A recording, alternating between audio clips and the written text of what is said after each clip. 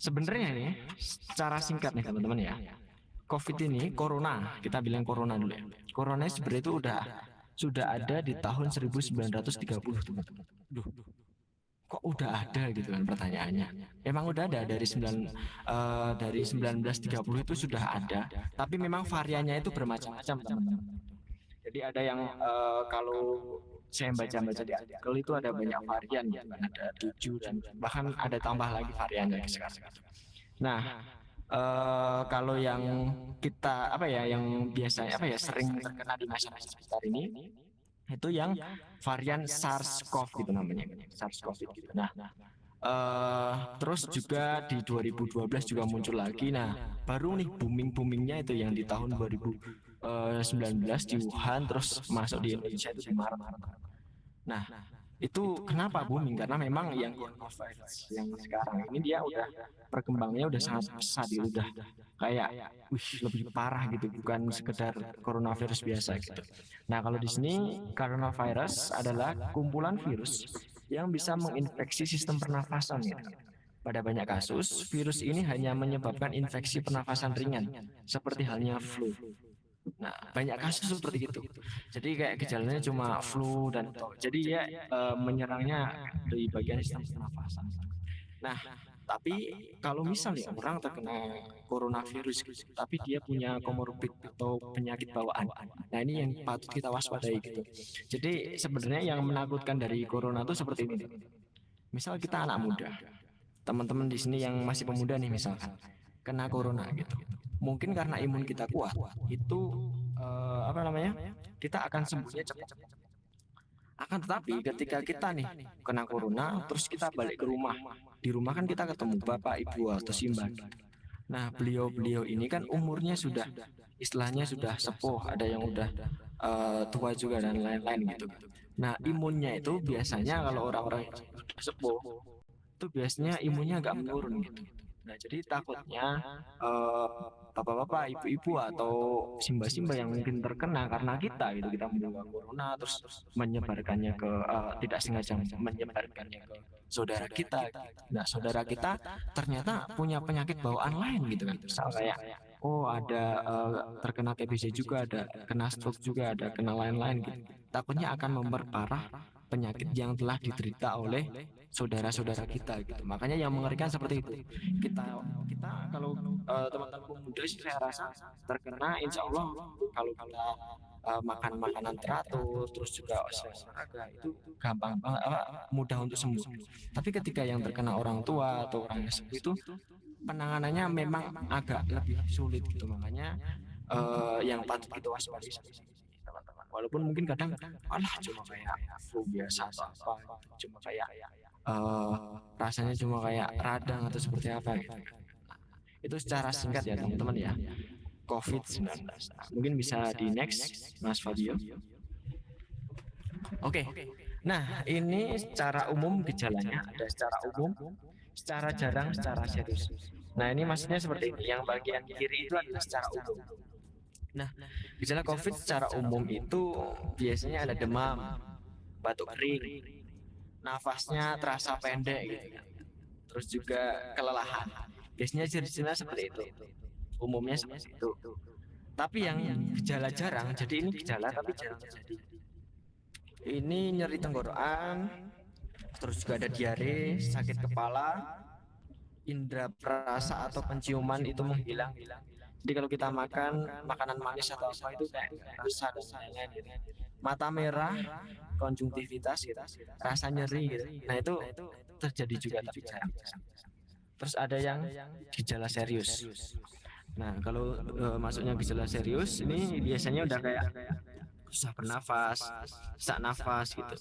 Dada terasa nyeri, tertekan, kesulitan atau bahkan kehilangan kemampuan berbicara atau bergerak gitu. Sampai segitu. Tapi ada juga yang dia kena tapi tanpa gejala.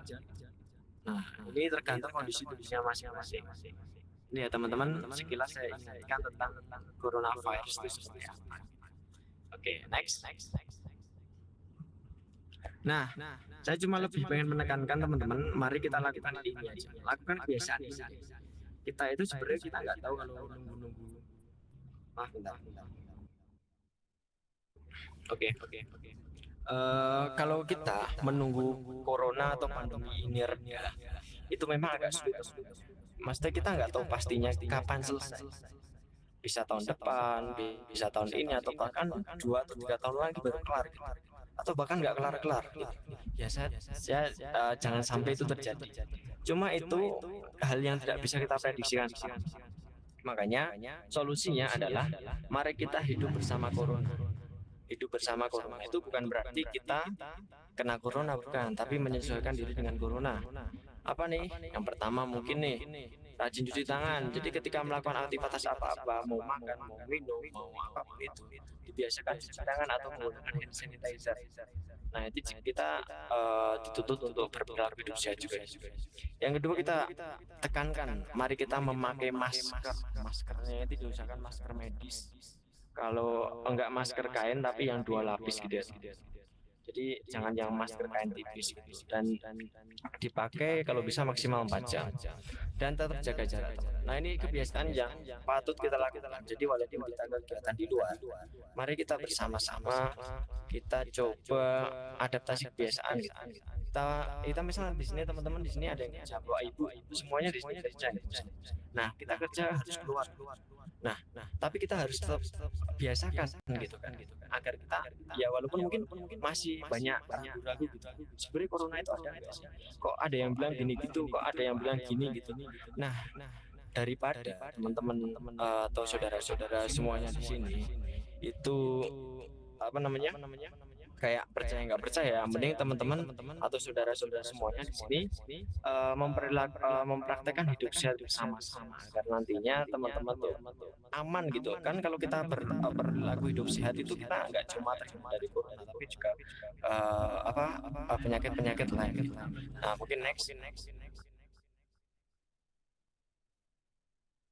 Oke, ini teman-teman sekilas tentang vaksin.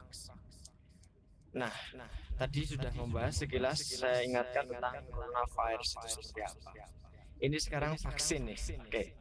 Vaksin. Nah, mungkin teman-teman atau saudara-saudara sekalian pernah divaksin pas masih sekolah atau mungkin masih remaja atau masih dewasa gitu kan. Nah, oh, menggema ada. Oke. Kalau sekarang gimana? Teman-teman udah agak mending nggak suaranya atau masih menggema? Jelas. Udah jelas ya? Oke, maaf. Nah, vaksin teman-teman itu merupakan zat atau substansi yang berfungsi membantu tubuh melawan penyakit. Tubuh yang sudah divaksin itu akan membentuk antibodi terhadap virus tertentu. Jadi seperti ini teman-teman. Mungkin ada yang masih takut divaksin katanya bisa seperti ini, bisa seperti itu. Nah, sebelum teman-teman nanti melakukan vaksin, alangkah baiknya mungkin kita pahami dulu vaksin itu seperti apa, dan juga kita pahami kondisi tubuh kita itu seperti apa. Nah, jadi gini, vaksin itu memang terbuat dari virus corona, tapi yang dilemahkan. Jadi di dalam tubuh kita itu ada namanya antibodi atau imun. Kalau bahasa gampangnya tentara. Di dalam tubuh kita itu ada yang namanya tentara. Nah, tentara ini itu adalah yang melawan atau yang membunuh virus maupun bakteri yang masuk dalam tubuh. Jadi ketika misal kita flu, yang menyembuhkan kita itu sebenarnya bukan hanya obat gitu, tapi yang menyembuhkan kita misal flu atau demam itu yang menyembuhkan kita itu imun tubuh kita atau tentara tubuh kita itu yang menyembuhkan. Jadi kenapa ada obat, kenapa ada ini vaksin dan lain-lain, itu adalah media untuk memperkuat tentara gitu. Jadi di dalam tubuh kita punya tentara. Nah, tentara ini disenjatai pakai tembakan, pakai pedang dan lain-lain. Itu dengan obat, dengan vaksin. Nah, itu secara gampangnya seperti itu tentang vaksin. Jadi yang bisa menyembuhkan diri kita itu imun dari diri kita sendiri. Nah, makanya ketika ada vaksin ini memang sangat penting. Pentingnya seperti apa? Vaksin ini terbentuk dari virus yang dilemahkan. Nah, virus yang dilemahkan ini itu disuntikan ke dalam tubuh kita. Tapi itu tidak akan menjadi kayak virusnya disuntikkan terus jadi kita kena. Itu enggak. Nah, tujuannya itu bukan seperti itu, tapi tujuannya itu biar tentaranya itu kenal. Nah, tentara dalam tubuh kita itu tuh dikasih dilatih gitu istilahnya. Dilatih biar dia bisa melawan virus corona. Jadi tentara itu biasanya tentara tubuh kita atau imun itu ketika ada virus yang masuk, kalau dia belum pernah masuk sebelumnya, dia untuk membunuhnya, dia untuk melawannya, itu agak susah karena dia belum tahu cara membunuh virus atau bakteri ini tuh gimana sih. Gitu. Nah, biar dia bisa membunuh dan mengatasi penyakit yang masuk di tubuh kita, makanya perlu belajar dulu. Imun kita itu perlu belajar dulu. Tentara kita itu perlu belajar dulu. Caranya gimana? Dikasih vaksin tadi, teman. Nah, jadi vaksinnya disuntikan ke tubuh kita. Terus habis itu tentara dalam tubuh kita itu biar mengenali, ini toh virus corona. Seperti ini toh cara melawannya. Gitu. Jadi sewaktu-waktu ketika kita beneran kena virus corona yang beneran hidup yang asli, gitu kan. Nah, itu tentara dalam tubuh kita itu akan langsung membunuhnya. Akan gampang untuk memusnahkannya gitu biar kita nggak parah terkena corona. Nah, jadi itu tujuan dan maksud dari vaksin itu sendiri. Nah, terus kembali ke yang saya sampaikan tadi. Vaksin itu teman-teman juga harus menyesuaikan daya tahan tubuh kita. Maksudnya kita harus tahu nih, tubuh kita itu ternyata ini kan banyak nih yang dia habis vaksin terus meninggal. Nah, itu memang terjadi. Karena kenapa? Karena mungkin memang teman-teman yang atau saudara-saudara kita tersebut itu punya penyakit bawaan gitu. Misal dia punya penyakit bawaan kompilasi penyakit ini, penyakit A, B, C, ada banyak banget penyakit dalam tubuhnya gitu kan. Nah, terus ketika divaksin tubuhnya tidak bisa menyesuaikan dari vaksin tersebut. Jadi makanya ada yang sampai meninggal, ada yang sampai dia malah kena corona dan lain-lain. Jadi ketika solusi yang bisa saya sarankan kepada teman-teman, ketika teman-teman memang mau vaksin, itu coba dilihat kondisi teman-teman terlebih dahulu. Kira-kira gimana sih dari tubuh teman-teman itu, gimana sih kira-kira kemampuan dari teman-teman itu, apakah banyak penyakit? Kalau misal banyak penyakit bisa dikonsultasikan ke dokter terlebih dahulu. Tapi teman-teman jangan sampai teman-teman di sini itu takut takut vaksin gitu ya. Karena kalau ketika kita takut vaksin itu tentara dalam tubuh kita itu kurang bisa mengenali virus corona itu seperti apa. Gitu. Jadi itu sekilas mungkin sharing tentang vaksin itu seperti apa gitu kan. Nah, mungkin bisa di next Mas Fabio.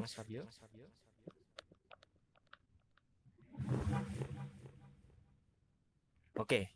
Nah, vaksin yang beredar di Indonesia ini atau vaksin corona yang ada di Indonesia ini yang banyak digunakan itu ada dua, yaitu Sinovac sama AstraZeneca gitu. Nah, ini saya bahas singkat aja ya. Jadi karena sebenarnya teman-teman, saya di sini juga saya mahasiswa teknik industri gitu, tapi saya aktif di Duta Remaja Saya dan Duta Genre gitu. Jadi di sini saya lebih akan sharing secara umum vaksinnya itu seperti apa, dan kira-kira kalau buat teman-teman tuh gimana gitu. Jadi bukan yang sampai saya bahas detail ini kandungannya seperti ini gitu, karena takutnya kalau saya menyampaikan itu nanti saya bukan tenaga medis dan lain-lain, takutnya nanti saya menyalahi aturan. Jadi saya akan sampaikan secara singkat aja kepada teman-teman, istilahnya biar teman-teman itu lebih paham secara kasar itu vaksin Sinovac, AstraZeneca dan COVID itu seperti apa. Oke. Nah, yang pertama ini Sinovac. Kita pahami dulu secara umumnya Sinovac. Vaksin Sinovac ini pengembangan vaksin Sinovac Research and Development Go. Nah, vaksin ini itu sudah dikembangkan ketika virus corona itu ada, jelas gitu kan. Nah, dan itu jumlah dosisnya itu 0,5 mili per dosis gitu. Jadi kalau misal teman-teman nanti akan vaksin, itu biasanya dosis 2 itu maksudnya divaksin 2 kali. Jadi misal teman-teman sekarang vaksin, hari ini vaksin gitu. Nah, biasanya 2 minggu kemudian nanti teman-teman akan vaksin dosis kedua gitu kan. Terus ini interval minimal pemberian antar dosis 28 hari. Cara pemberian intramuskular. Nah, ini mungkin sekilas aja ya teman-teman. Nanti nggak perlu dibahas tentang intramuskular seperti apa. Jadi intinya cuma sekedar seperti itu. Nah, terus untuk yang AstraZeneca teman-teman. AstraZeneca ini pengembangan vaksin dari AstraZeneca plus University of Oxford gitu kan. Jumlah dosisnya itu 2 juga, 0,5 per dosis, interval minimal pemberian antar dosis 12 minggu. Ini mungkin agak beda dengan yang Sinovac dan ini sumbernya saya dapatkan dari Kementerian Kesehatan Indonesia. Cara pemberiannya sama intramuskular. Nah, vaksin ini apa ya? Ini saya dapat info baru juga nih teman-teman. Bahwasanya ada dosis ketiga juga gitu. Nah, kebetulan besok di hari Selasa karena saya ini kan keluarga saya kan backgroundnya medis ya teman-teman ya. Jadi saya besok hari Selasa itu dapat vaksin dosis ketiga. Kok dosis ketiga sih mas gitu kan? Padahal biasanya cuma dosis kedua 2 kali suntikan gitu kan. Nah, karena perkembangan virus corona sekarang kan udah semakin kompleks, semakin banyak gitu kan. Jadi semakin kayaknya tenaga medis kayaknya perlu dikuatin juga. Makanya ini yang vaksin dosis ketiga ini digunakan untuk tenaga medis terlebih karena keluarga saya medis juga. Makanya pun saya diminta untuk ikutan vaksin yang ketiga. Jadi pas awal-awal vaksin itu kemarin apa ya? Juni, Juli, ya itu sekitar segitu kan. Nah, saya vaksin pas itu, vaksin lah. Nah, terus beberapa bulan kemudian COVID-nya melonjak dan lain-lain. Nah, makanya ditambahin vaksin ketiga. Besok saya di hari Selasa dan itu biar tujuannya lebih memperkuat lagi. Tentaranya dilatih lagi. Jadi di vaksin itu berarti tentara kita dilatih lagi. Tentara dalam tubuh kita itu dilatih lagi. Vaksin 1 berarti pelatihan tahap 1. Vaksin 2 pelatihan tahap 2. Nah, kalau ada yang vaksin 3 berarti pelatihan tahap 3. Jadi itu sekilas teman-teman ya. Kalau misal, nah nanti Sinovac, AstraZeneca, saya milih yang mana ya nanti? Saya dapat yang apa ya tadi? Nah nanti teman-teman bisa ke apa namanya fasilitas kesehatan terdekat gitu kan, di puskesmas atau misal nanti mendaftar di biasanya kalau mendaftar di apa website itu ada. Jadi di Kabupaten Sleman, Kabupaten Bantul dan lain-lain itu ada pendaftaran vaksin juga teman-teman. Nah teman-teman di situ bisa daftar. Terus nanti ketika daftar biasanya nanti dijadwalkan jam berapa dan nanti kita mengikuti aja saran dari sana. Jadi ditanyain nanti biasanya kan keluhannya seperti apa selama beberapa hari. Jadi memang ada beberapa keluhan yang ketika memang teman-teman sedang mengalami keluhan tersebut itu tidak boleh vaksin terlebih dahulu gitu kan. Misal tensinya tinggi atau tensinya terlalu rendah itu memang belum boleh vaksin. Jadi ada beberapa kriteria juga sebelum vaksin. Nah jadi nanti kita akan dicek juga kondisi kesehatan kita itu seperti apa. Oh ternyata kondisi kita baik-baik saja. Oh ternyata kita masih ada riwayat ini riwayat itu. Nah kalau ada riwayat ini riwayat itu nanti ada rekomendasi lain. Jadi bisa vaksinnya ditunda atau misal tidak vaksin atau seperti apa. Jadi memang saya sarankan teman-teman semua teman-teman di sini kita di sini itu tidak bisa gimana ya COVID nih jujur ya udah 1 tahun gitu kayak kita nggak nyangka kapan selesainya sih kapan ininya sih teman-teman dan apa ya jadi kan bahkan ada PPKM juga sampai yang namanya skala level 4 gitu sampai kita nggak tahu ini selesainya kapan gitu. Kalau kita cuma menunggu selesai terus juga kita cuma mengikuti alur dari pemerintah seperti itu itu kadang juga menyiksa diri kita gitu. Bahkan nih teman-teman ada sedikit cerita kebetulan saya kan dapat sharing-sharing juga sama teman di DIY dan di Indonesia juga banyak remaja sekarang itu tuh dia stres karena corona gitu. Ya namanya remaja itu kan semangatnya masih menggebu-gebu ya teman-teman ya. Nah karena semangatnya masih menggebu-gebu nih, mereka itu kayak pengen sana kemari gitu, pengen apa beraktivitas keluar rumah gitu, eksplor sana sini. Tapi karena corona kita harus di rumah, dikurung di kamar. Jadi semangatnya teman-teman remaja pemuda itu tuh terpendam. Jadi bisa mengakibatkan stres. Dan kenyataannya itu banyak yang stres. Ada kemarin berita juga nih anak SMP karena sudah nggak tahan lagi akhirnya nikah di usia muda. Nah SMP, padahal dia masih sekolah. Nikah itu bukan karena nikah, karena hamil duluan. Gitu kan. Jadi dia SMP karena wah bosan di rumah gitu kan, stres gitu, cari pasangan, gitu. Malah mau melakukan hubungan seksual. Terus habis itu nikah di usia muda gitu kan. Nah, terus juga apa namanya? Kemarin juga teman-teman remaja stres, belum tidak bisa mengikuti pelajaran di sekolah, gitu kan.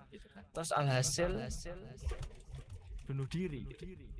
Itu ada sedikit hal-hal yang memang terjadi di Indonesia, bunuh diri, terus kehamilan di usia muda gitu kan, maksudnya hamil di luar nikah gitu kan, bahkan pengedaran apa anak teman-teman atau saudara-saudara kita itu yang masih SMP SMA itu bahkan jadi korban pelecehan seksual karena sekarang kan anak SD, SMP, SMA itu kan gimana ya? Kalau teman-teman lihat pasti memegang HP ataupun laptop.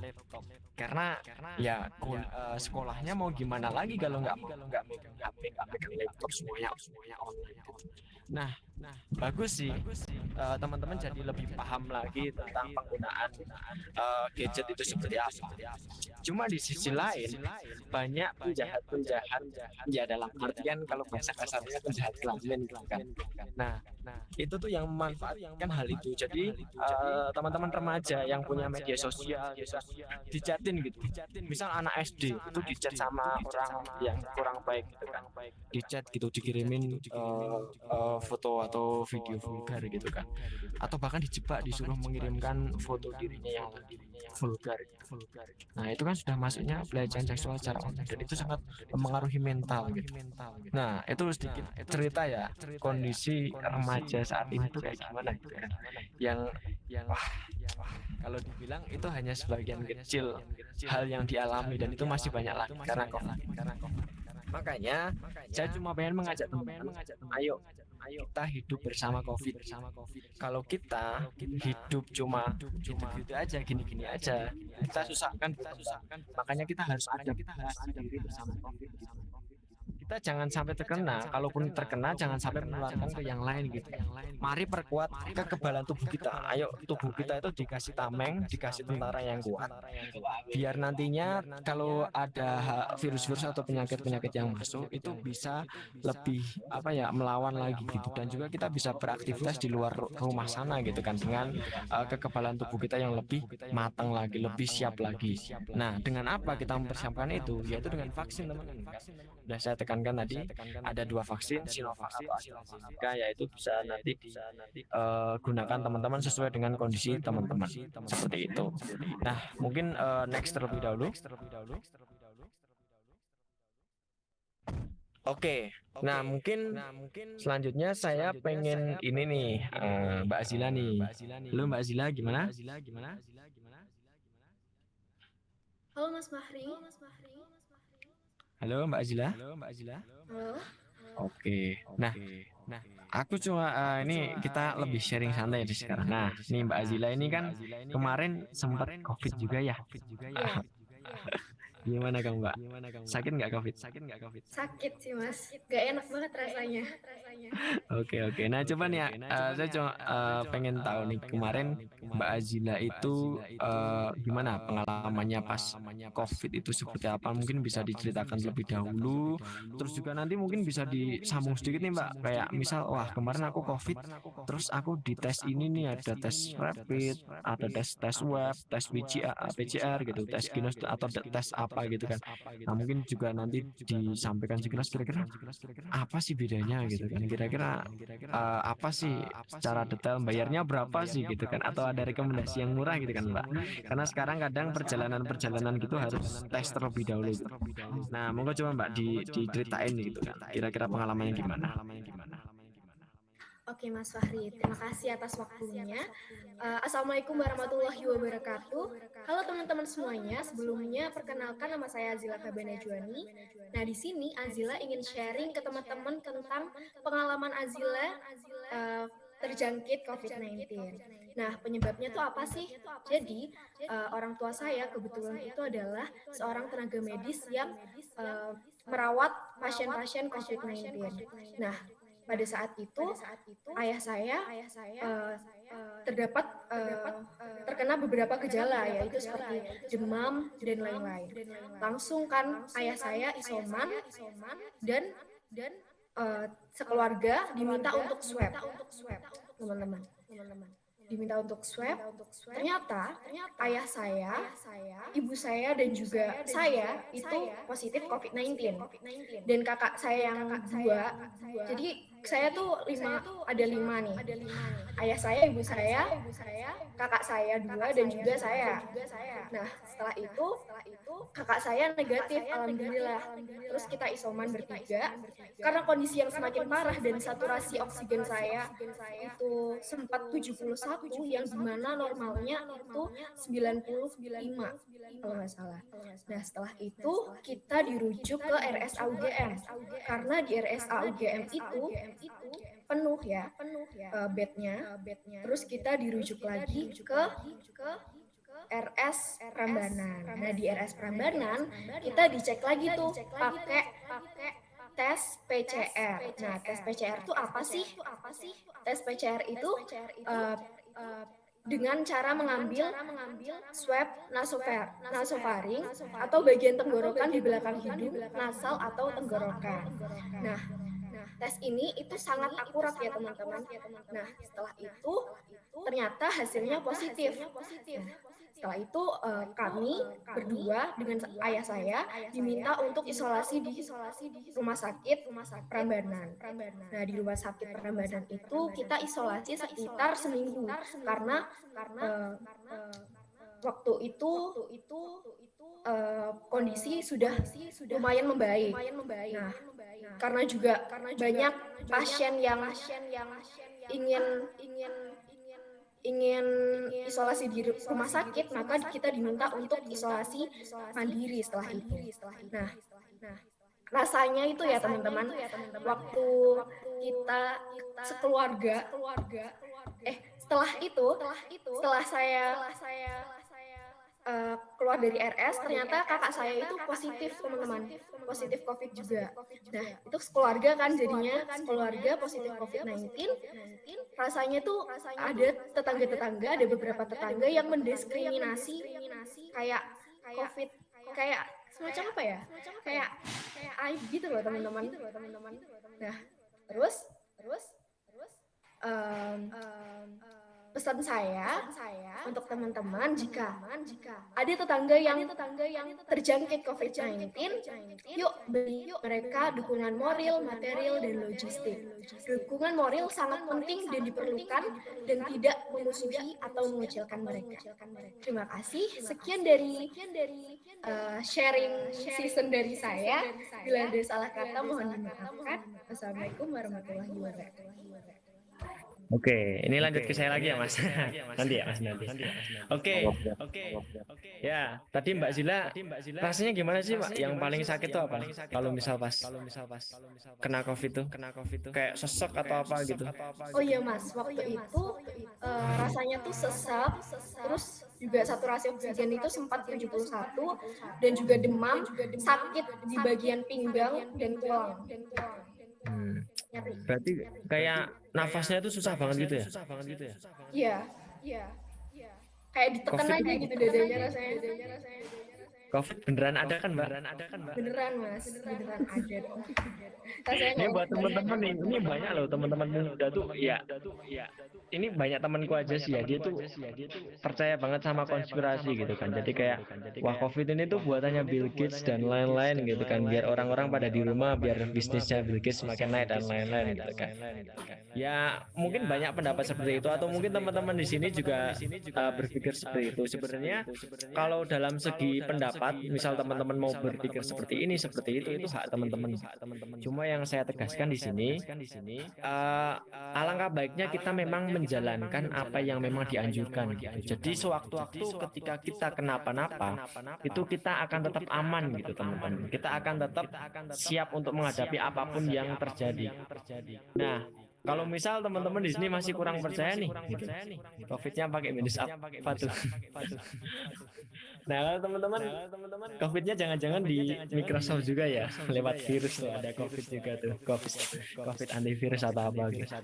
Nah, jadi kalau misal teman-teman kok masih ragu sebenarnya COVID atau ada atau enggak atau apa gitu. Nah, mungkin sedikit saksi deh, ini ada Mbak Azila ini kan juga udah merasakan susahnya seperti apa COVID, seseknya seperti apa gitu kan. Dan yang paling mengerikan dari COVID sebenarnya itu adalah diskriminasi ya, Mbak.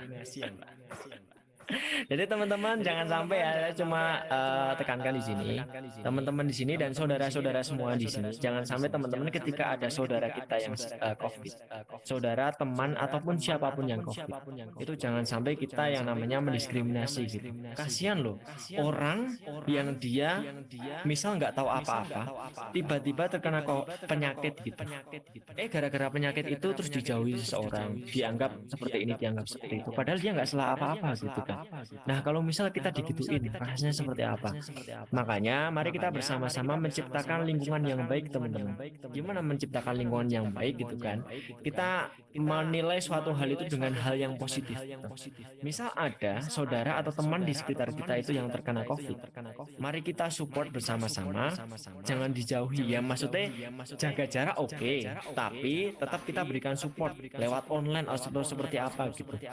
Nantinya kalau kita bisa menciptakan lingkungan seperti itu, kita akan mendapatkan yang namanya ketahanan terhadap COVID-19 gitu.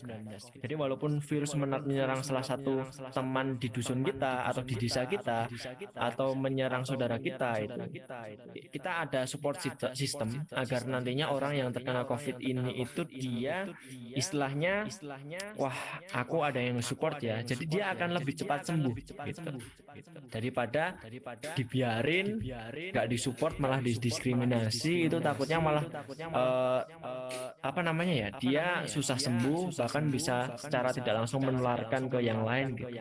Jadi alangkah baiknya mari kita bersama-sama menangani bersama gitu COVID ini kan seperti apa. Dan juga tadi Mbak Azila tes kemarin, tes apa Mbak Azila?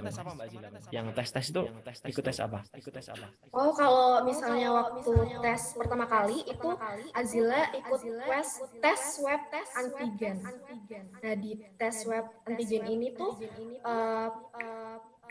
cara pengambilannya itu swab bagian hidung atau nasal faring. Jadi di diusap di bagian hidungnya itu pakai alat seperti itu. Terus sama tes PCR sih, Mas. Oh, PCR. Jadi mungkin kalau sistem yang ada di Indonesia sekarang nih teman-teman, ketika teman-teman misal ada kegiatan di luar Jogja atau ada kerjaan di luar Jogja, ketika saudara-saudara sekalian sedang mengalami hal tersebut, itu kadang memang kita harus ada punya persyaratan gitu. Misal, wah aku harus besok bulan Agustus akhir saya harus ada kerjaan di Jakarta gitu. Nah, kadang kita kalau mau ke Jakarta menggunakan transportasi ya tentunya, itu ada persyaratan gitu, harus kita minimal tes rapid terlebih dahulu dan harus ada suratnya gitu kan. Terus harus vaksin juga, terus nanti menunjukkan surat vaksin kertas vaksinnya. Nah, sistem yang ada di Indonesia saat ini memang akan seperti itu gitu. Ya, memang sudah seperti itu gitu. Jadi ketika besok teman-teman memang mau melakukan perjalanan atau memang mau mengadakan berkegiatan dimanapun itu, jadi mungkin siap-siap untuk yang namanya kayak mengetahui tes swab seperti apa, rapid seperti apa, PCR, genos itu kira-kira bisa di mana gitu kan. Karena itu nggak cuma dibutuhkan ketika misal orang di apa ya dia dites COVID atau enggak, tapi memang udah jadi kayak persyaratan kalau kamu mau ke sini harus ada syarat ini. Nah, terus juga nih saya jelasin sekilas juga tadi kan Genos gitu kan. Kalau Genos ini tuh yang menciptakan juga sebenarnya dari dosen Universitas Gajah Mada. Jadi Genos, G-nya itu mesti Gajah Mada Nos gitu kan. Nah itu mungkin agak salah tulisannya tapi kurang lebih seperti itu. Jadi kalau tes Genos itu biayanya itu sekitar 30.000 teman-teman atau saudara-saudara sekalian. Jadi tesnya itu cukup gampang. Kita apa ya tarik nafas gitu kan, pakai nafas gitu, pakai nafas nanti ditaruh di kantong gitu. Harga alat Genos itu sebenarnya sekitar 60 juta alatnya bener-bener bisa ngetes gitu kan. Tapi kalau misal kita cuma tes misal di rumah sakit mau tes Genos itu cuma bayar 30.000. Nah tapi tingkat akurasinya memang cuma sekitar 93% gitu, 93 sampai 94%. Jadi kayak akurasi dari Genos sendiri itu masih kurang konkret gitu, bener-bener bisa mengetahui dia COVID atau enggak gitu. Tapi memang dalam segi budget atau secara karena ketika Genos juga itu waktunya cepat gitu. Misal kita tes Genos itu 3 sampai 4 menit itu bisa langsung terdeteksi. Cuma memang tidak seakurat seperti PCR gitu. Nah, lanjut lagi ada rapid. Rapid itu sebenarnya rapid swab ya sebenarnya hampir sama sih. Rapid itu maksudnya antibody, rapid antibody yang saya maksud. Tes swab itu sebenarnya juga tes rapid, tapi yang saya maksud di sini tes rapidnya itu tes rapid antibody. Nah, rapid antibody ini yaitu biasanya menggunakan darah dari pembuluh darah vena gitu. Jadi nanti dicoblos di bagian tangan teman-teman nih, misal mau tes rapid nih, karena tangannya itu nanti dicoblos, terus habis itu ditaruh di alat itu nanti akan dicek itu mungkin sekitar 5 menitan gitu untuk mengetahuinya. Nah, tapi memang rapid juga ya biayanya juga sekitar segitu sih 30 40 berapa Mbak Azila kalau rapid kira-kira rapid antibody? Kalau rapid, setahu saya, kalau rapid antibody kurang tahu sih Mas. Kalau saya taunya swab. Oh, swab ya? Kayaknya sekitar 30 ribuan, 40 ribuan gitu ya? ya seperti itu. Nah, terakhir saya juga kemarin tanya itu sekitar segitu kalau tes rapid antibody. Tapi memang ya keakuratannya juga, maksudnya gini, kadang itu orang cuma flu ataupun demam itu ketika dites rapid itu hasilnya positif gitu. Tapi ketika nanti dia dites swab itu belum tentu dia positif. Karena kadang itu rapid itu mendeteksi positifnya itu nggak cuma virus corona gitu kan, virus flu atau apa itu terdeteksinya makanya positif gitu. Nah, kalau swab PCR itu biasanya udah benar-benar bisa menunjukkan yang lebih konkret itu sebenarnya PCR sih. Jadi benar-benar menunjukkan kalau oh ini loh benar-benar tuh dia positifnya positif COVID bukan positif virus lain gitu. Itu kalau rapid. Terus ada yang swab tadi. Nah, swab itu biasanya pengambilannya lewat hidung. Jadi hidungnya teman-teman tuh kayak lebih kayak dicoblos gitu. Bukan dicoblos sih, kayak dimasukin alat. Nah, itu untuk mengambil Diusap ya Mas ya. Dimasukin ke dalam. Maaf, bukan dicoblos ya. Nanti malah kesannya saya nakut-nakutin. Bukan dicoblos, diusap. Jadi ada alat kayak panjang gitu kan. Jadi diusap di hidung, terus nanti dites. Nah, itu swab antigen namanya. Itu hasilnya seperti mencabut upil nih katanya Mas Radia Ramadan. Oh ya teman-teman, di sini ada yang udah pernah swab belum sih? Sebelumnya aku kepo ya sebenarnya. Ada nggak teman-teman di sini, saudara-saudara di sini? Ada yang pernah swab belum? Mbak Azila pernah ya? Oh, iya pernah lah. Ada nggak nih? Wes. Barangkali saya belum pernah. Wes. Kalau Mbak Azila kalau habis di swab, nah ini ada yang belum pernah, ada yang udah. Nah kalau yang pasti udah nih kan Mbak Azila juga ya. Kayak gimana Mbak habis di swab tuh rasanya? Rasanya tuh geli-geli gimana gitu loh Mas, karena kan masuk ke dalam ya. Dalam hidung tuh dalam banget gitu loh. Gitu Mas. Terus waktu PCR tuh pernah waktu di PCR kan juga dimasukin ke dalam hidung sama tenggorokan kan Mas.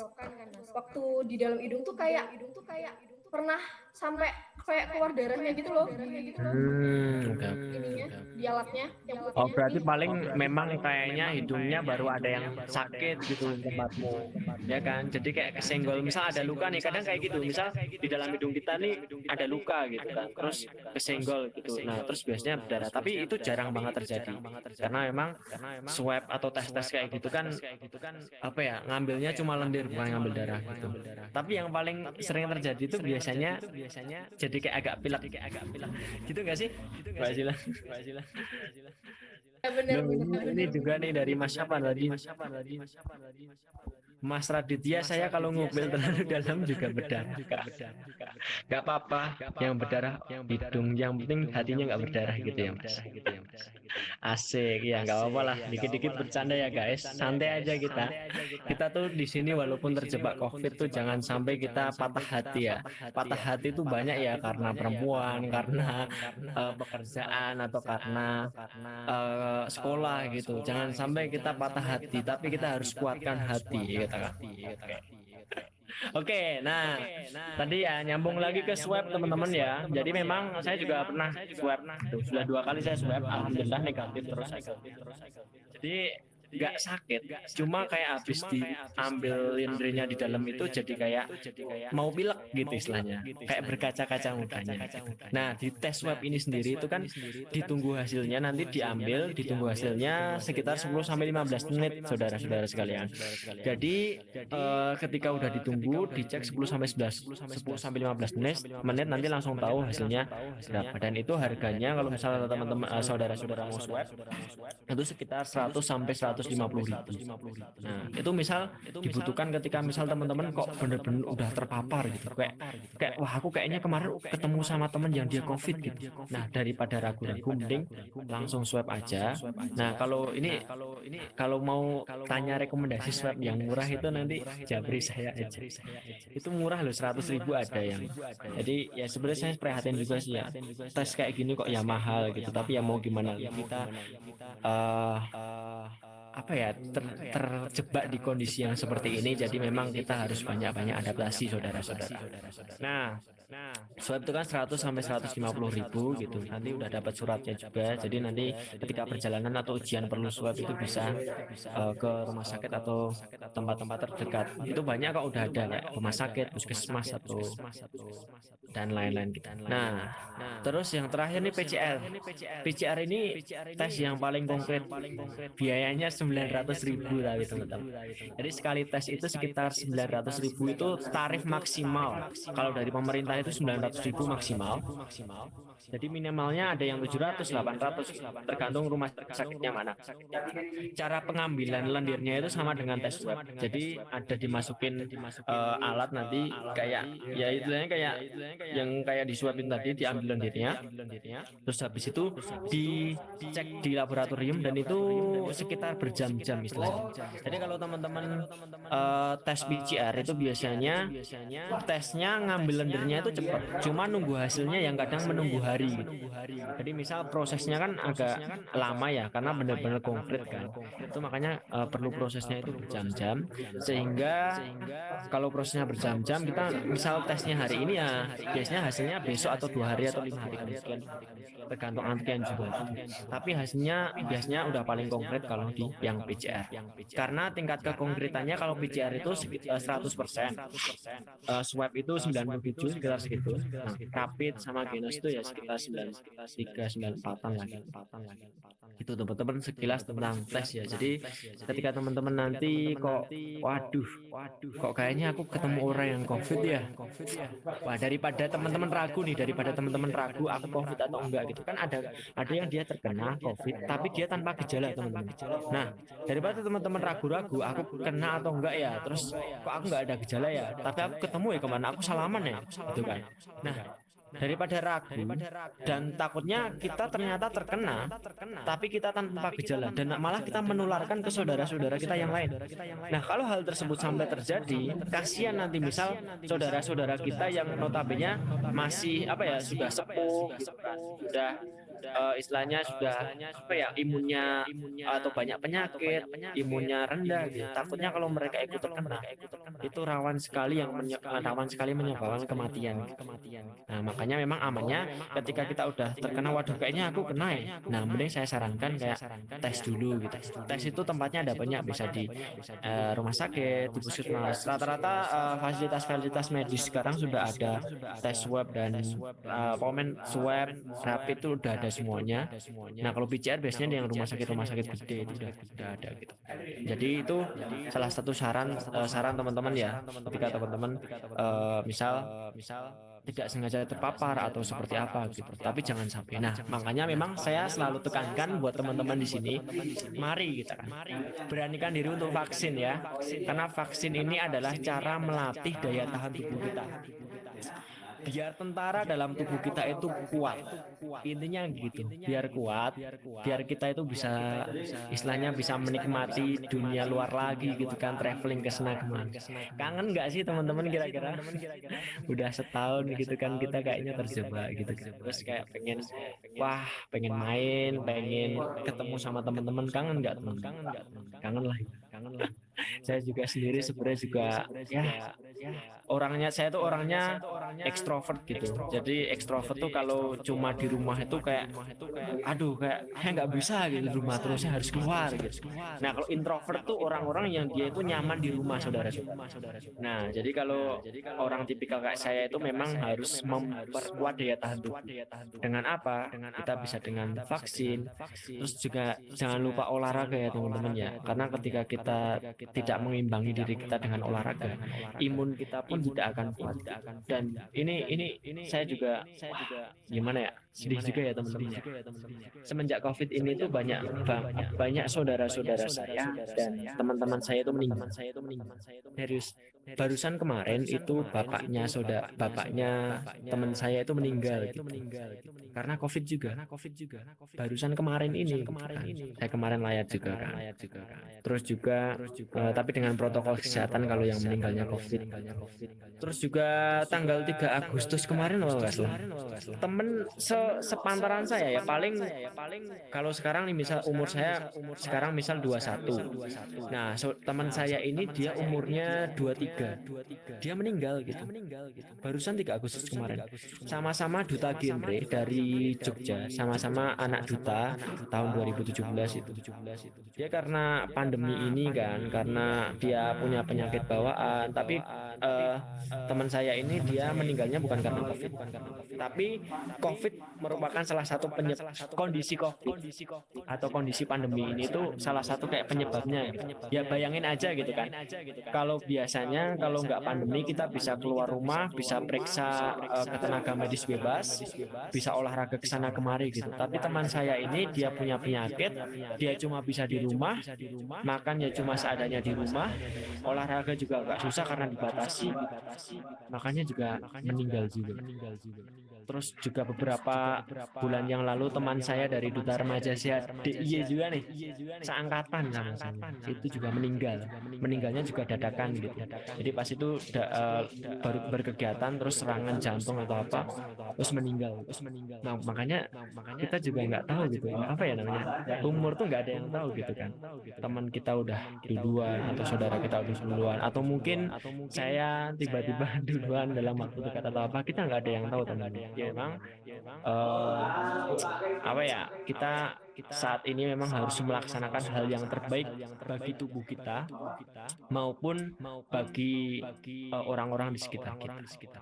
Nah, itu sekilas juga ya teman-teman tentang COVID. Saya ingatkan lagi juga COVID tadi seperti apa, terus juga vaksinasi itu tadi seperti apa gitu, dan masing-masing tesnya itu seperti apa gitu. Nah, oke, ini ada yang tanya nih. Nah, ini saya langsung ini teman-teman kalau mau sharing langsung sharing aja ya, nggak apa ya? Langsung aja, apa monggo. Langsung aja ya Mas ya. Monggo. Oke, sekalian santai aja. Oke. Nah, ada yang tanya nih. Ketika lo udah pernah terkena COVID, apa masih bisa terkena lagi? Jawabannya masih. Masih nggak Mbak Azila? Masih kan Mbak? Kalau apa ya, pengalaman saya habis terkena COVID itu rasanya ini anosmia tuh loh Mas, kayak susah nyium bau, kayak masih samar-samar gitu rasanya. Gitu. Tapi memang kayak berpotensi terkena lagi ya. Kalau teman Mbak Azila mungkin ada yang terkena lagi COVID gitu nggak? Oke. Jadi ini, COVID ini tuh sekarang variannya memang sumpah ya teman-teman. Kalau ngomongin COVID itu saya kayak agak sebel banget gitu, kayak pengennya tak bunuh gitu kalau bisa COVID itu. Nah, jadi gimana ya? COVID ini kan salah satu virus. Virus ini tuh pinter. Kenapa saya katakan pinter? Karena semisal nih, virus corona hadir tahun 2020. Dia menyerang kekebalan tubuh manusia, diserang semua. Nah, terus ternyata sudah ditemukan obat, ditemukan vaksin. Jadi masyarakat tuh udah tahu gimana sih cara mengatasi corona biar biar kita terhindar, biar kita kuat. Nah, virus ini ternyata bisa adaptasi. Jadi awalnya virusnya itu yang levelnya 1 itu karena melihat wah manusia sekarang semakin ini ya, semakin kuat ya daya tahan tubuhnya. Kondisi cuacanya sekarang semakin ini ya, semakin ini. Nah, virus ini bisa beradaptasi yang notabene tahan terhadap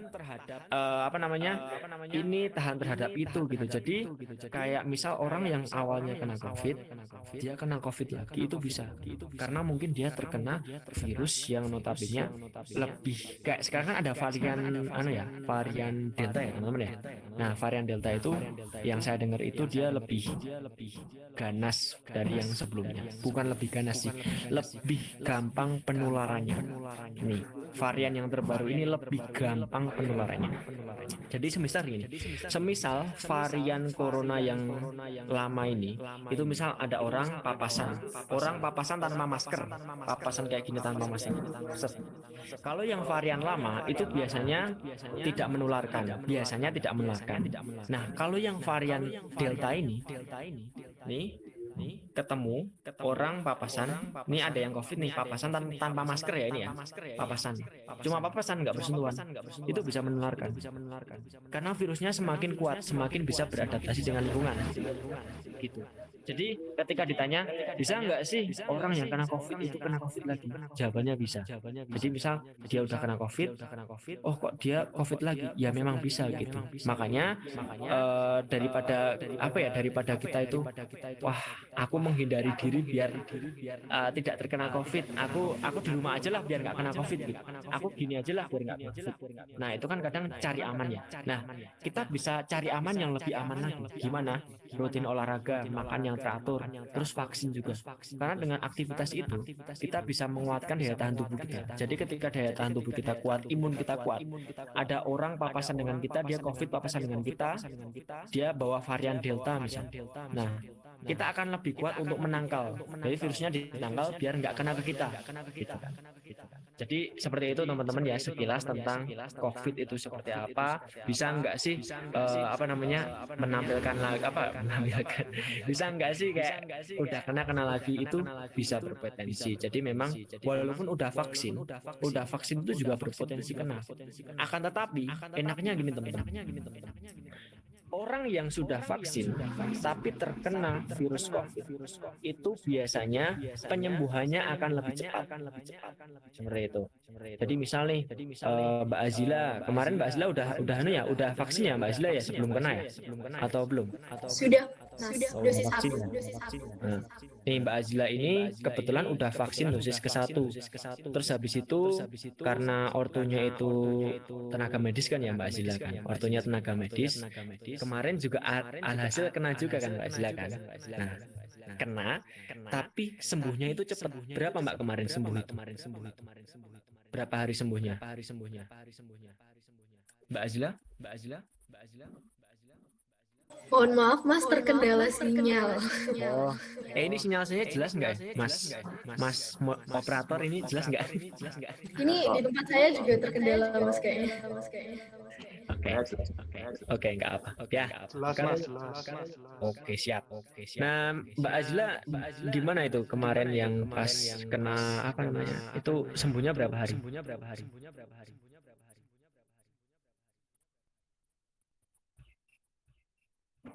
Sembuh pas COVID itu berapa hari? Oh, kalau sembuhnya sekitar semingguan ya Mas. Jadi kayak masa gejala-gejala parahnya tuh semingguan. Terus kita disuruh isolasi mandiri dan sembuh totalnya itu 2 minggu juga sih Mas. Oke, berarti 2 minggu ya? Oke, 2 minggu itu tergolong lumayan cepat teman-teman ya. Karena ada yang sampai 1 bulan belum sembuh-sembuh gitu. Ada yang sampai berbulan-bulan belum sembuh-sembuh gitu. Karena memang banyak penyakit bawaan dan juga imunnya rendah. Nah, bahkan ada yang seminggu itu udah sembuh itu juga ada. Nah, Mbak Azila kan karena masih vaksin dosis 1 ya. Ada kan vaksin dosis 1, 2. Nah, makanya juga kemarin alhamdulillahnya memang sembuhnya itu lumayan cepat. Jadi teman-teman saya rasa memang bisa dijadwalkan untuk vaksin teman-teman. Jadi ketika vaksin nanti teman-teman kondisinya juga akan dicek kira-kira seperti apa gitu kan. Jadi ketika habis divaksin, semisal pahit-pahitnya kok kena, ya udah nggak apa-apa. Semisal kena, jangan kita langsung aduh aku kena aku bakalan gini, nggak usah. Kalau semisal suatu saat kita kena, ya udah kita tetap bersabar. Terus habis itu lakukan aktivitas karena ketika setelah vaksin kita kena itu akan lebih cepat sembuhnya. Nah mungkin selanjutnya apalagi nih? Oke, no, saya mas itu di kolom chat ada 2 pertanyaan tuh mungkin jawab. Oke, siap. Saya sudah 3 kali gagal vaksin karena tensi tinggi. Saya jadi trauma kalau diajak vaksin lagi. Bagaimana sebaiknya ya, Mas? Nah, ini nama Ibu Hapsari nggih? Bu atau Mbak ini? Oke. Ya. Oh, nggih, Bu. Monggo, Bu. Ya Bu, ini sedikit saran juga nih Bu. Jadi sebenarnya saya juga apa di rumah itu kan ibu saya juga bidan. Jadi saya juga sedikit tahu gitu kan kalau walaupun ibu saya bidan itu di rumah saya juga ada pelayanan tes swab juga saudara-saudara sekalian gitu kan. Jadi semisal mau swab atau apa gitu kan memang sekarang di beberapa fasilitas medis juga udah banyak. Nah ini Bu, kemarin juga bapak saya seperti itu Bu. Bapak saya itu kemarin itu mau apa namanya ya mau vaksin gitu itu karena kecapean atau karena apa ya itu kemarin kalau nggak salah kemarin karena kecapean terus habis itu mau vaksin ternyata tensinya rendah atau tinggi aku kemarin lupa bapak saya itu kemarin kalau nggak rendah tinggi gitu kemarin. Nah itu sebabnya karena mungkin capek atau misal apa namanya kita pola konsumsi makannya itu ngawur gitu istilahnya asal-asalan makan gitu makan daging banyak nih ya kan makan daging kambing banyak itu tensinya tinggi gitu kan nggak bisa vaksin. Nah jadi saran saya Bu untuk semisal kok 3 kali gagal vaksin karena tensi tinggi mungkin saya sarankan seperti ini Bu. Jadi yang pertama mungkin dalam segi pola makan terlebih dahulu. Jadi pola makan memang dirutinkan terlebih dahulu Bu.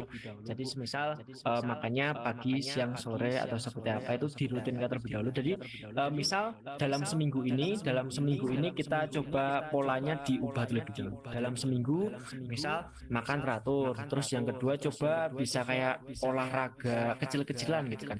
Olahraga bisa dalam pemanasan atau misal lompat-lompat atau kalau mau olahraga agak berat itu kayak jogging atau sepeda. Nah, terus juga ketika mendekati hari vaksin itu jangan kecapean atau jangan makan makanan yang berpotensi meningkatkan tensi kayak halnya misal daging gitu kan. Jangan dikurangi dulu mengonsumsi daging dan juga istirahat yang cukup dulu. Jadi mungkin beberapa hari 3 hari sebelum vaksin itu mungkin ya udah istirahat dulu, tidak olahraga dulu nggak apa yang penting tubuh kita benar-benar fit, tidak banyak pikiran. Nah kadang tuh banyak pikiran juga membuat tensi tinggi terendah juga kan karena kita banyak pikiran terus juga capek dan lain alhasil mengurangi tensi. Terus juga ini tadi ada apa nih minum jus timun tuh, ada saran dari Mas Radia Ramadan. Jadi memang mungkin saran saya seperti itu Bu.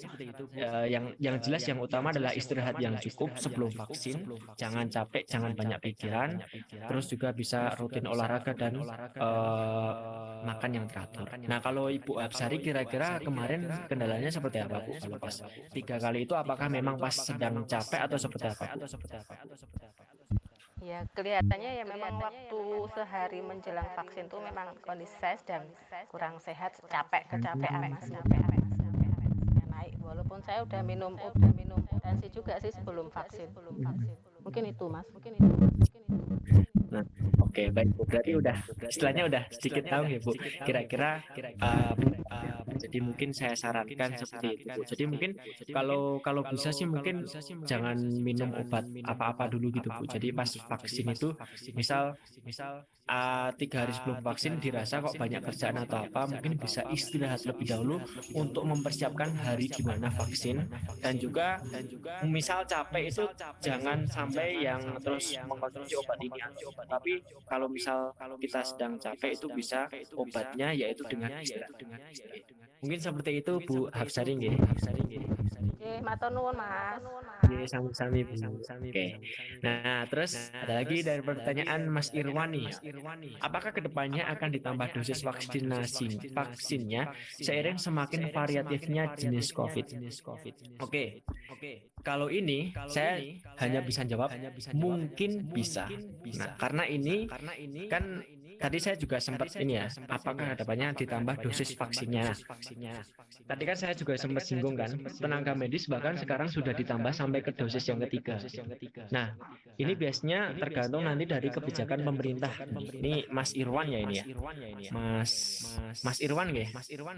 Mas Irwan Yulianto. Mas Irwan udah vaksin belum Mas Irwan?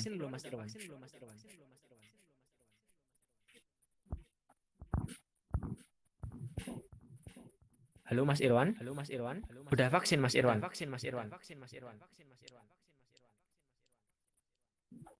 Oh, sudah vaksin. Udah yang dosis keberapa Mas sekarang Mas? Atau udah selesai dosis kedua? Sambil dijawab Richard nggak apa. Nah, oke. Sambil saya jawab juga teman-teman ya. Oh, masih dosis pertama. Nah, jadi memang penambahan dosis ini juga dari pertimbangan tenaga ahli-ahli medis gitu kan. Jadi ahli-ahli kesehatan itu juga memikirkan masyarakat kita semua gitu kan. Kira-kira wah variannya semakin bervariatif, dosisnya ditambah enggak ya? Kalau dosisnya ditambah kira-kira sesuai enggak ya sama masyarakat Indonesia, sama tubuhnya manusia itu tuh sesuai enggak? Nah, jadi ketika ditanya memungkinkan enggak sih dosisnya ditambah? Itu memungkinkan. Karena kita tidak tahu kedepannya itu variannya apakah bertambah atau enggak. Tapi memang saya berdoa ya. Saya berdoa semoga memang COVID ini ya udah cukup ini aja variasinya gitu. Jangan ada variasi lagi biar kita ya bisa hidup seperti biasa. Nah, kenapa saya bilang mungkin bisa ada dosis lagi tuh? Kenapa saya bisa bilang kayak gitu? Karena melihat ada varian lambda, bahkan nih saya ada simpang siur dengar ada varian delta lah gitu, nggak tahu apa. Delta lambda, maaf, varian delta ada varian lambda. Komen kayak, aduh ini kok variannya tambah banget, ada yang H99 atau apa itu, saya sampai nggak hafal juga saking banyaknya, bingung juga kan. Nah, karena variannya juga semakin bertambah, memungkinkan dosisnya ditambah. Dosis ditambah itu tujuannya untuk memperkuat tentara, memperkuat imun dalam tubuh kita. Dosis 1, 2 gitu. Nah, tapi kalau misal dosis 3 itu memang nanti akan ada informasi susulan. Tapi memang untuk sementara ini yang mendapatkan dosis ketiga itu dari tenaga medis. Dan saya besok hari Selasa itu kebetulan kedapatan jatah dosis ketiga, saudara-saudara. Nah, saya juga tidak tahu nanti apakah ada efeknya gitu. Nanti kalau ada efeknya akan saya sharingkan ke teman-teman semuanya ya. Nah, ini juga ngefek, kadang ada teman saya cerita itu habis vaksin ada yang ngantuk gitu kan. Habis vaksin ada yang tubuhnya kerasa capek gitu. Habis vaksin ada yang kayak ngerasa sakit. Nah, sebenarnya itu adalah hal-hal yang wajar terjadi pada tubuh kita. Karena itu adalah cara tubuh merespon dari vaksin. Vaksin kan masuk. Nah, imunnya itu nanti beradaptasi dengan vaksin. Nah, cara beradaptasinya itu kadang menimbulkan kayak wah jadi ngantuk, jadi capek dan lain-lain. Jadi teman-teman ketika habis vaksin itu kok sakit atau apa, itu jangan khawatir ya. Yang penting tetap menjaga kesehatan. Kalau capek atau ngantuk ya silahkan istirahat. Jadi mungkin itu Mas cara singkat yang bisa saya tambahkan ya Mas Irwan ya tentang variatif jenisnya gitu kan, ditambah dosis gitu. Jadi kemungkinan bisa ditambah. Nah, terus selanjutnya ada lagi dari Mas Muhammad Emeraldi. Wes, Mas Muhammad Emeraldi, seberapa besar pengaruh DD atau berjemur? Wes, panggilannya Mas siapa ini? Mas Aldi ya? Mas Aldi rajin berjemur juga nggak Mas? Kalau akhir-akhir ini atau selama COVID ini?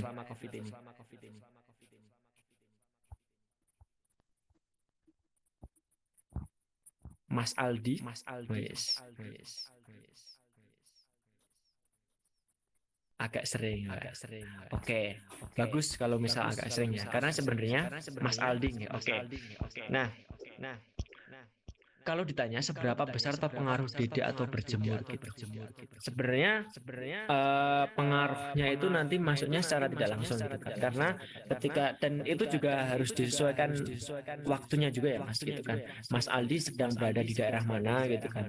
Terus coba nanti bisa disesuaikan dari wilayahnya, kira-kira berjemurnya efektifnya di jam berapa gitu. Nah, kalau saya biasanya sih kalau di tempat saya kan kadang agak panas juga ya. Kalau pagi itu udah panas banget atau seperti apa gitu kan. Jadi ya kalau berjemur biasanya saya berjemurnya itu biasanya sambil itu Mas, sepedaan gitu. Ya kan sepedaan ya kan. Sepedaan itu kan pakai yang kaos pendek gitu kan. Jadi sepedaan kan sekalian kena sinar matahari gitu. Jadi kita nggak kerasa di. Nah, biasanya kalau berjemur ini yang pertama itu akan lebih meningkatkan ketahanan imun tubuh kita gitu kan. Jadi ketika berjemur nanti imun kita semakin kuat, semakin mudah untuk beradaptasi. Juga ada yang saya membaca beberapa artikel itu juga akan melemahkan virus gitu. Virusnya itu akan mudah melemah sehingga nanti akan mudah dibasmi oleh tentara atau imun yang ada dalam itu. Kurang lebih dari manfaat DD itu gitu. Nah, DD atau berjemur ya, nanti saya bilang DD dikira DD gitu. Oke, berjemur aja gitu. Nah, jadi ketika misal ditanya emang mending berjemur nggak sih Mas gitu, ya memang saya sarankan kalau bisa sih berjemur, tapi diusahakan memang jangan cuma berjemur gitu, tapi disambi olahraga itu kan bisa, kayak yang saya contohkan tadi gitu. Jadi kayak misal baru sepedaan gitu sekalian berjemur gitu kan. Jadi kayak sekaligus kita menggerakkan tubuh kita, mengeluarkan keringat, terus kita juga bisa melemahkan virus yang ada di tubuh kita. Jadi mungkin segitu kalau untuk apa ya istilahnya berjemur itu sendiri gitu. Saya nih Mas Aldi, saya ya sambil sepeda tapi sepeda statis. Oh ya, berarti yang statis yang ini Mas di rumah itu yang sepeda portable itu bukan sih Mas? Ya kayak di gym itu bukan sih Mas? Atau yang ini? Atau yang sepeda biasa gitu. Ya kayak sepeda gym itu kan. Nah itu boleh Mas. Jadi kalau misal masih takut keluar-keluar, itu sepeda gymnya itu dibawa di halaman rumah gitu kan. Nah biasanya kan kalau Mas Aldi kalau berjemur di mana? Di halaman rumah atau di mana? Nah, kalau biasanya kan teman-teman kan berjemur di halaman rumah nih, di teras atas. Nah jadi bisa tuh Mas di teras atas sambil dengerin musik tuh ya. Nah, di teras atas pagi-pagi sambil dengerin musik, sepedaan sambil berjemur gitu. Jadi kerjanya udah sambil apa ya? Saya bahkan kadang kayak gitu loh. Ini kan apa ya? Kadang juga ya ini bukan apa-apa, cuma kan kadang saya juga ngafalin Al-Qur'an gitu kan. Mesti misal baru sepedaan gitu. Baru sepedaan gitu sambil dengerin Al-Qur'an gitu. Jadi melakukan suatu kegiatan tapi langsung mendapatkan banyak hal gitu. Yang pertama sehat dari sepeda, melemahkan virus dari berjemur, bisa sambil menghafalkan Al-Qur'an sambil mendengarkan Al-Qur'an gitu. Nah, jadi itu bisa sambil dilaksanain secara bersamaan. Kalau nggak bisa keluar rumah, ya dilaksanain di rumah aja. Tinggal nanti kita pinter-pinter modifnya. Kalau di rumah ternyata kalau teman-teman takut keluar rumah, tapi teman-teman nggak punya sepeda gym nih gitu. Nah, sepeda biasa itu bisa dimodifikasi loh, gitu kan. Sepeda biasa itu ditaruh di atas bata atau ditaruh di atas kayu itu kan. Terus habis itu kita apa ya namanya? Pokoknya dimodifikasi biar jadi sepeda yang bisa berdiri dan kita apa ya namanya? Kita gunakan kayak halnya sepeda gym gitu. Oke. Terus oke gitu ya Mas Aldi ya. Nah, selanjutnya nih apalagi nih. Saya biasanya berjemur sambil fotosintesis nih Mas Radia. Weh, itu gimana Mas? Berjemur sambil fotosintesis nih Mas Radia. Ya memproduksi makanan sendiri, Mas. Gimana itu caranya memproduksi makanan sendiri? Jadi sambil masak atau gimana? Iya, Mas. Wih. Bawa telur saya. Mantap. Bisa loh itu loh. Itu kan salah satu inovasi loh dari Mas Radia nih. Jadi wah, kayaknya pagi-pagi nggak afdol kalau nggak masakin buat keluarga gitu. Atau misal bapak-bapak, ibu-ibu nih, wah kayaknya pagi-pagi nggak afdol kalau nggak masakin buat anak gitu. Nah itu bisa nih dilaksanain bareng-bareng ya kan. Jadi kayak oke, kompornya ditaruh di luar gitu.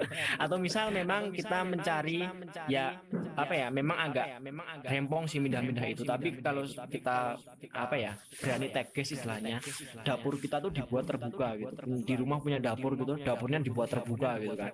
Jadi pas masak kita bisa sekaligus berjemur gitu. Jadi nggak harus keluar rumah duduk kan bosen nggak sih teman-teman misal berjemur di depan rumah pagi-pagi duduk gitu kan, terus habis itu cuma diem gitu kan bosen. Nah coba teman-teman membuat inovasi gitu, inovasinya kayak duduk di depan rumah sambil gitaran gitu, atau misal sambil masak kayak Mas Radia nih, atau lagi bunteli makanan buat dijual gitu kan, atau misal mau buat apa namanya cemplon atau tempe atau apa kan bisa disambi di situ baru digorengnya di dapur di dalam. Oh sambil mabar nih asyik gitu. Boleh nggak apa-apa sambil mabar gitu kan. Sambil mencuci baju. Wow ini bagus lagi nih, mencuci baju, mencuci motor, nah, atau mencuci pikiran, mencuci mata. Mencuci mata itu melihat pemandangan ya teman-teman ya, jangan ke yang lain-lain gitu. Oke. Nah gitu ya teman-teman semuanya. Intinya seperti itu. Oke. Mencuci otak. Wah, gimana tuh Mas mencuci otak? Oke. Nah, monggo teman-teman yang lain ada yang mau ditanyakan lagi nggak? Atau mau sharing nggak apa? Sharing aja secara langsung, mau ngomong langsung di Google Meet itu langsung disampaikan aja nggak apa? Monggo. Ada yang mau sharing atau bertanya lagi kira-kira?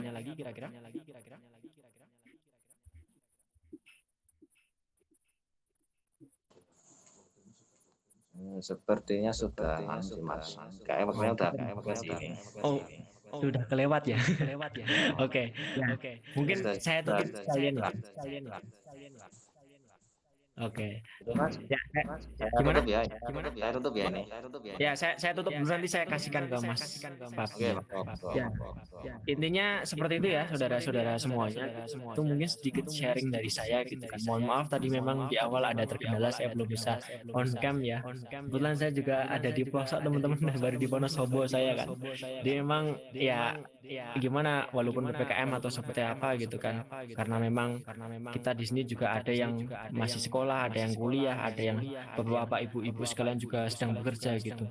Nah, kita juga maksudnya harus bisa menyesuaikan hidup bersama dengan corona, yaitu salah satunya dengan perkuat imun kita dengan olahraga, dengan makan, dengan berjemur, dan juga dengan vaksin juga. Itu tadi udah bisa dibahas. Intinya mari kita bersama-sama jangan sampai kita terlena oleh corona, terjebak di zona nyaman, jangan sampai. Tapi mari kita berjuang bersama agar bisa lebih maju lagi di masa pandemi ini. Oke, mungkin itu ya. Dan terima kasih juga tadi Mbak Azila ya sudah mendampingi saya. Jadi Mbak Azila ini juga tadi udah sharing pengalaman tentang jadi apa terkena COVID itu seperti apa, dan juga tadi niatnya semisal saya ada kendala juga akan digantikan juga dari Mbak Azila. Ketika teman-teman nanti mau lebih sharing sama saya atau butuh link nih, misal Mas tolong dong carikan tempat swab yang murah, tolong dong Mas carikan tempat vaksin yang bisa cepat tuh di mana, itu nanti bisa langsung kontak saya aja nggak apa, nanti bisa minta tolong ke teman-teman KKN yang lain kira-kira kalau mau hubungi saya lewat intinya setelah ini selesai saya pun akan tetap membantu saudara-saudara semua di sini ketika memang teman-teman membutuhkan dan saudara-saudara membutuhkan, ketika membutuhkan saya akan siap untuk membantu apapun. Ya mungkin cukup sekian, tetap semangat dan sukses selalu untuk kedepannya. Wassalamualaikum warahmatullahi wabarakatuh.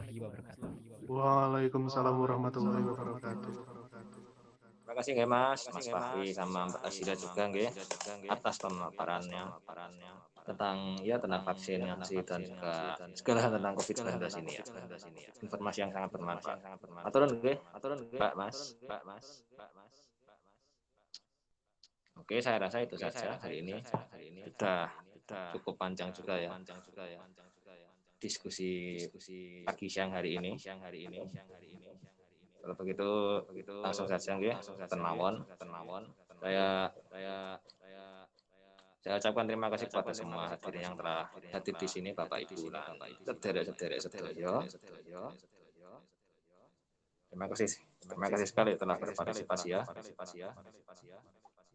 Sekarang saya Laswardi sebagai moderator mengucapkan terima kasih banyak dan pamit undur diri. Oh iya, sebentar. Oke, untuk semuanya mungkin bisa foto bersama dulu. On cam. Yang bisa saja nggih. Yo, monggo. Sampun.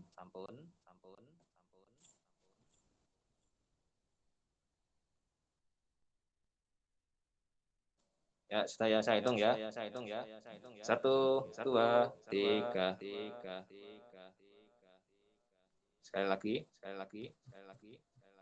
1, 2, 3.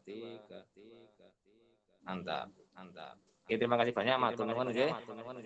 Dah, langsung saya tutup saja. Assalamualaikum warahmatullahi wabarakatuh. Waalaikumsalam Waalaikumsalam warahmatullahi wabarakatuh. Terima kasih semua. Semuanya atas